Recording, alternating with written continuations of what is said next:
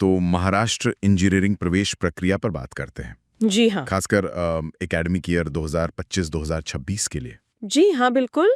और सारी जानकारी हम सीधे महाराष्ट्र सरकार की जो सीटी सेल वेबसाइट है, हम्म, वहीं से ले रहे हैं। सही। क्योंकि देखिए एग्जाम तो अब हो गए हैं, बिल्कुल। वो दौर खत्म। हाँ, अब सबकी नजरें एडमिशन प्रोसेस पे हैं। तो आज का मकसद यही है कि समझें वेबसाइट पर जो नए अपडेट्स हैं उनका मतलब क्या है, और खासकर ये बीटेक एडमिशन ये कब तक शुरू हो सकते हैं। बिल्कुल। देखते हैं क्या संकेत मिल रहे हैं। तो सबसे पहली और शायद सबसे बड़ी खबर हम्म। वो ये कि 2025-2026 एडमिशन का पेज सीईटी सेल वेबसाइट पर लाइव है। हाँ, ये बहुत जरूरी अपडेट है। ये वेबसाइट के हेडर मेन्यू में कैप लिंक पर क्लिक करके मिल जाएगा। कैप मतलब सेंट्रलाइज्ड एडमिशन प्रोसेस। जी।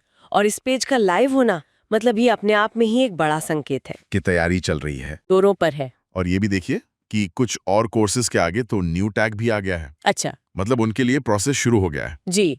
ऐसा लगता है कि उन स्पेसिफिक कोर्सेज के लिए प्रक्रिया शायद शुरू भी हो गई है। ओके, लेकिन अब आते हैं मुद्दे पर। इंजीनियरिंग वालों के लिए बीटेक ऑप्शन दिख रहा है पोर्टल पर, लेकिन वो क्लिकेबल नहीं है। हाँ, ये इंटरेस्टिंग है।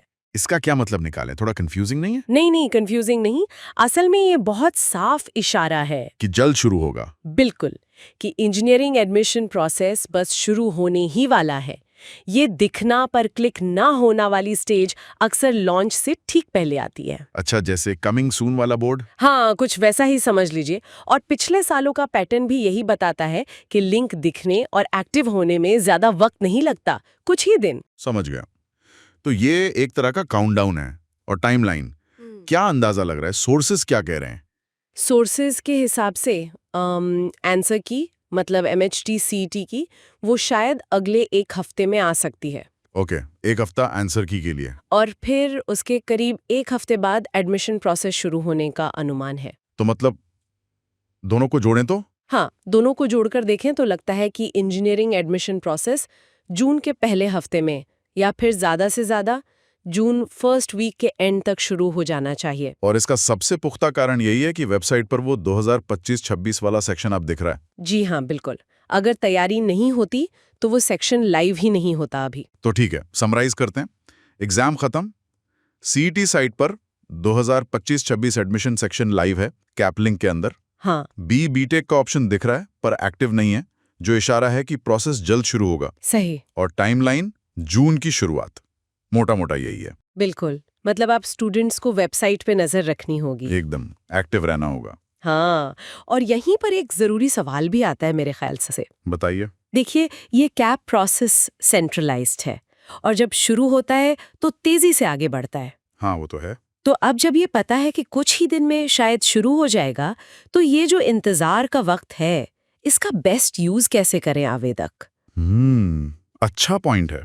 सिर्फ नोटिफिकेशन का इंतजार करें? या फिर अभी से कुछ तैयारी कर सकते हैं ताकि जब पोर्टल खुले तो वो रेडी हो?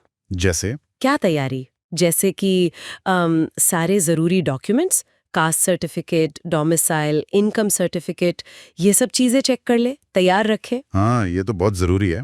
लास्ट मिनट भाग दौड़ से बचेंगे। बिल्कुल। और शायद अपने अंदाजे के स्कोर के हिसाब से कौन से कॉलेज, कौन सी ब्रांच, इसकी थोड़ी रिसर्च शुरू कर दें। एक रफ लिस्ट बना ले।